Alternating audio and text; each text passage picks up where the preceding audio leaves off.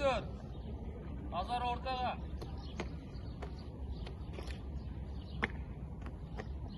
Лейтенант Мырза, омыртша астында алғашқы әскери технология сабағына дайын. Байындап тұрған Әуесбаев Бейбарыс.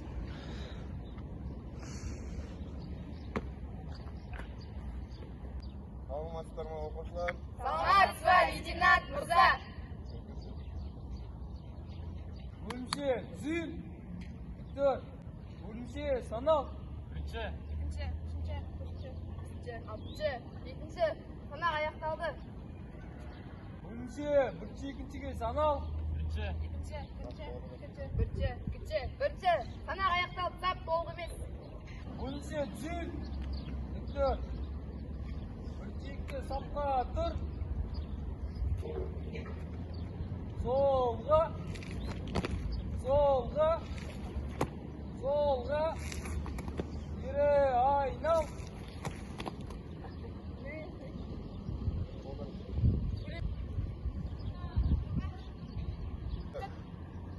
Бірінші бекетегі сынып бөлмесіне алға адымын бас.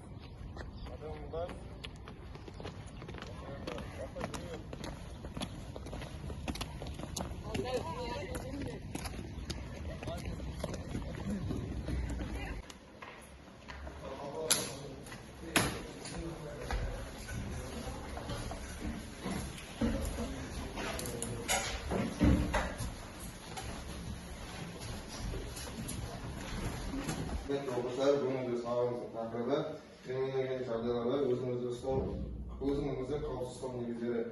Сабағымыздың мақсаты адамдар көп жиналатын жерлердегі қауіпсіздік туралы түсінік беру. Бүгінгі сабағымызды бастамастан бұрын бірімізге жақсы тілектер айтып көңіліңізді көтерейік. Қайта кім бір-біріне жақсы тілектер айтады екенсіз? Аман есен жүріңдер, ауылыңды. Сосын тағын туғандай тілек етеді. Қауіпті жолда өткен. Сосын тағы бір оқушы болса кім? Аман сау болыңыз. Өте жақсы. Оқушылар бүгінгі сабағымызды бастамастан бұрын өткен тақырыптан сендерге бір-екі сұрақ қойсам деп едім. Бірінші сұрағымыз жеке қауіпсіздіктің қандай ережелерін білесіңдер? Қанеке кім айтады? Ата-аналарын ескертпеу үйренуге. Астынан орнатып айтады. Ата-аналарға ескертпеу үйден шықпа. Бейтаныс көлікке отырма. Бейтаныс адаммен сөйлесіп, адамдар жүрген жерге кетіп қалу керек. Сөйлеспейді. Сосын мысалға біреу бөтен адам мақаласа не істеу керек? Кімге қандай номер хабарласу керек? 91. Жоқ, мысалға бір адам қауіп төндіруі мүмкін, сол кездері қандай неге қауіп шығады? 102, дұрыс, өте жақсы. Астынан отырмай, тағы да кім толықтырады? Айтыңыз. Дәрігердің ата-ананың көмегінсіз байланыс шығару керек. Қоғамдық жерлерде, мектепте, транспортта қауіпсіздік ережелерін сақтау керекпіз. Сонымен қатар қауіпті жерлерде жертөле, гараждардан аулақ болу керекпіз. Көшеге тек бағдаршаммен рұқсат түсіп жанған кезде ғана жүру керек. Өте жақсы, отырады. Екінші сұрағымыз, көшедегі қауіпті жағдайда қалай ұстау қажет өзін? Кім айтады бұл сұраққа? Мейрам айтады. Көштегі білмейтін жолдардан ары аулақ болу керек және жақын жерде менттік участка бар екеніне көз жеткізу керек. Және де үйге барар алдында қараңғы жерлер, түнгі жағдайда көшеде үйге барар алдында үйге соққан жақсы. Бәресің. Болыңдар. Тағы да кім толықтырады? Алдыңдан күдіктілген кезде мас адамдарды толқын көргенде оларға қарама-қарсы жолға түсіп кетіп, олармен барынша алыстау жерде жүру керек. Және де қараңғы кезде түнгі мезгілдерде бөтен адам сенімен сөйлесейін деп жатса, сөйлеспейтіндей болып, асығып келе жатқан тырысалы болып, олармен сөйлеспеу керек. Және түнгі мезгілде көп жүрмеу керек. Оқушылар, сендерге арналған слайдым бар, осы тақырып бойынша бар назар аударыңдар.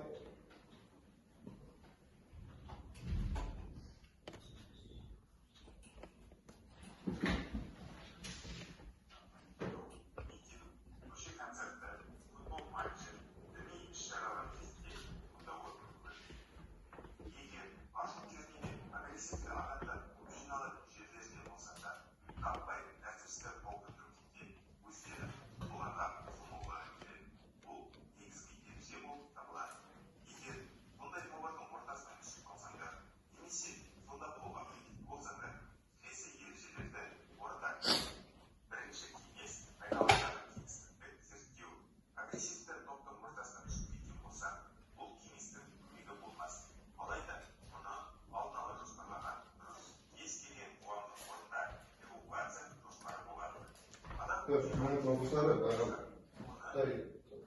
evakuasiya deganimiz mana bir to'rtinchi жағдай, avtomobil apparat bo'lgan joyda mana qo'shimcha xalqda turganlarda mana qo'shimcha neden xavfsiz joyga ko'chirib aytadi evakuasiya deganimiz. Сол түсінбей жатсаңыздар сұраңыздар.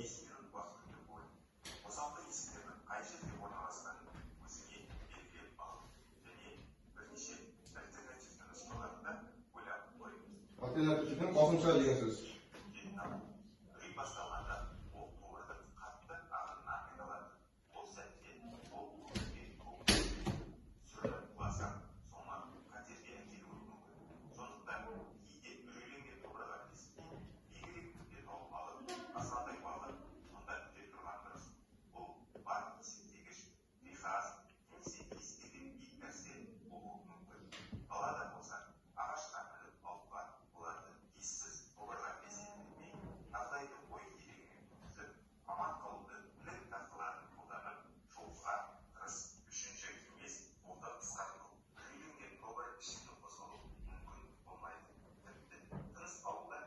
Ve kol cinağı olup Бұлай düşündü, kısıtlı bilirsen konsepti үлкен іс-шаралары болады, мысалы адам көп жиналатын жерлерде бұл кезде қолда бүйтіп өздерінің жинақтап жүрмейді. Адам сендерді істемеу үшін, қысыта салған үшін.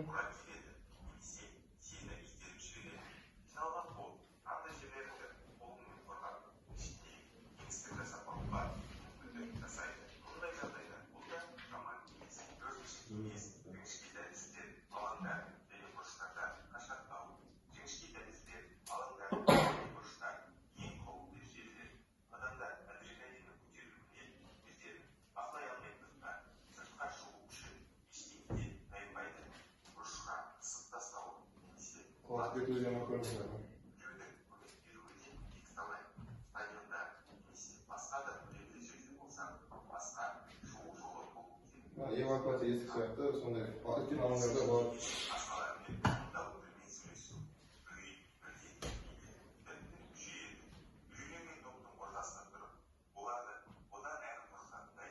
Айқайлап, жылап ұстау көмектеспейді. Көмектескенде де аз ғана көмектеседі, жаңағы адамдардың шошқаластарды жаңағы бұл жерде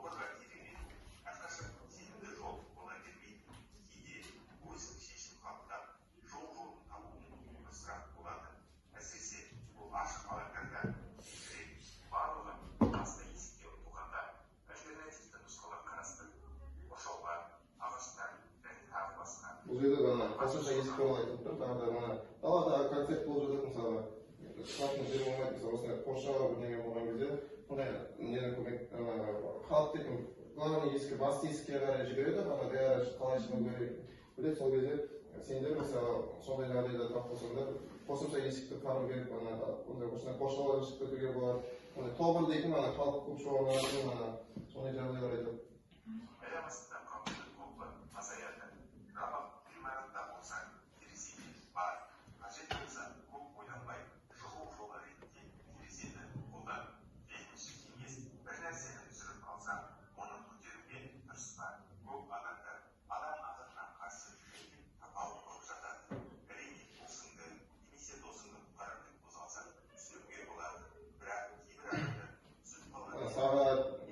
Телефон сияқты бағалы заттарын тапалып қосып бұл жерде.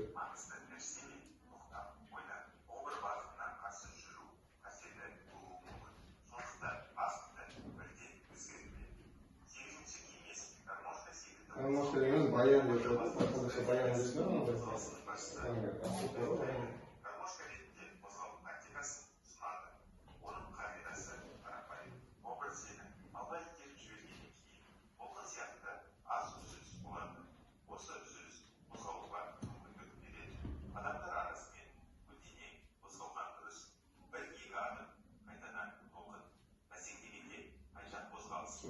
болса мүмкіндік болады.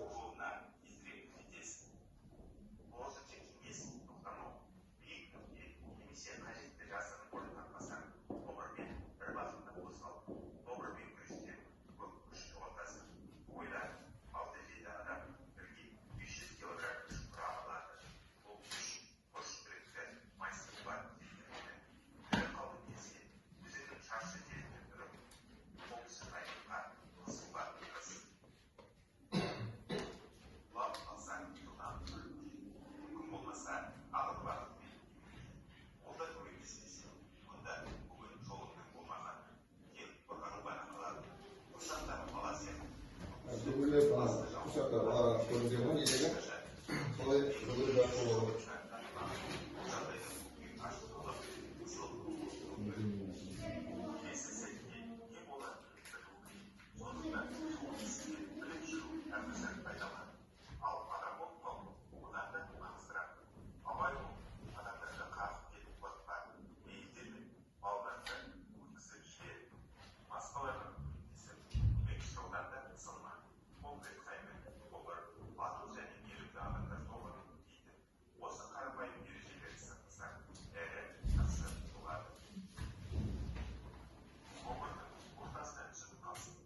Бұл сұрақтарға кім жауап беріп отыр? Өздеріңіз ойларыңызды айта кетсеңдер, тобырдың ортасына шықпаған жағдайда ережелерді сақтай отырып, қалай әрекет етесіңдер, мысалы, тобыр деген айттым ғой, көп адам шоғырланып, концерттерде, сондай футбол матчтарында, сондайларда көп орын алады да, сондай кезде тап болсаңдар, қалай әрекет етесіңдер, ережелер айта қойып.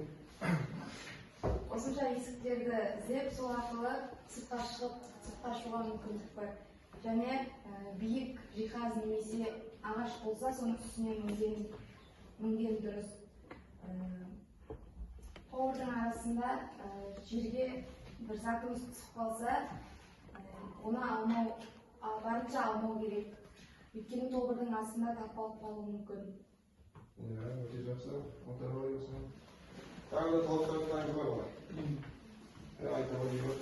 Тобырдың арасынан түсіп қалғанда, көп адамдар сені қыстауы мүмкін. Өзі қолы екі жаққа ұстауы не істеу керек. Сені қыстауға мүмкіндік бермеу керек, және гармошка сәтіне видеода көрмейсің. Солай сияқты қолдау керек. Өте жақсы. Келесі сұрағымыз, өзің қауіпсіздік бойынша қандай кеңес бере аласыңдар? Бұдан бұл ережеден бөлек қандай өздерінің сондай жағдай тап болған болсаңдар, қалай шығып кеттіңдер деген сияқты өздерінің ойларыңды айта қойсаңдар, кімде қандай жағдай болды? Өздерің қандай кеңес бере аласыңдар, қандай басқа ережені пайдаланып, қалай не істей аласыңдар? Кім айта алады? Сабырлы сақтап, шығу жолын іздеу керек. Документтер? Барынша ондай жерге бармау Дұрыс.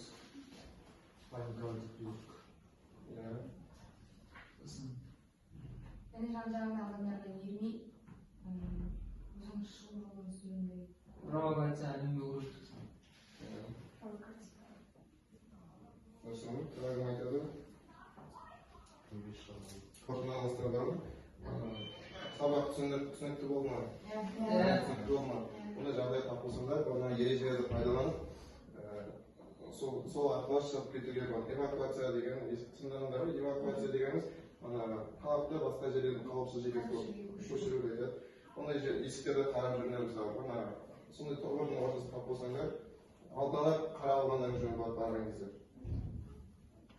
Ал жақсы оқушылар, бүгін сабағым түсінікті болса, сабағымды аяқталды, орында отырамыз.